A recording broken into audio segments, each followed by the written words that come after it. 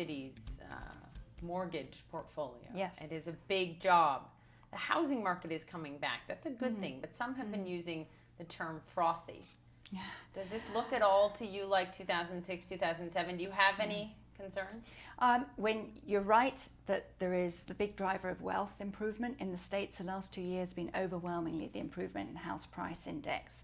I think there's some very good signs because we're not seeing the flow of new delinquencies. We're not seeing, it's a trickle, it's minimal.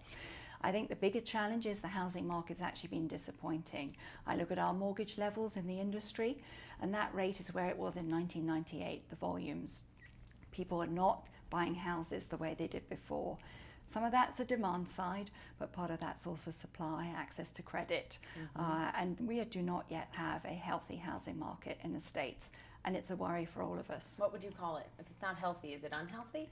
It's pretty stagnant at the moment. It's not a vibrant sector, and so you have this interesting situation where the house prices have improved a lot, and that's been great because it's a sign of a more robust recovery. But at the same time, why is it then that people aren't taking out a mortgage, and why aren't people buying a home? And you've got a couple of things going on there. One is there is still not confidence yet that this is truly, that I'm going to make that commitment because it is a long-term commitment, and that I've got the confidence yet to make that. So that's one factor. Second, millennials. They're thinking differently about the world than us oldies. And so they don't want to be tied down. Maybe it's an apartment rather than a house, but their view around this is very different. And the third piece is a challenge that we all face, which is we have to make the credit more available to some of the first-time buyers. And we've all been quite shocked by what's happened in the crisis appropriately. Our credit boxes are tight.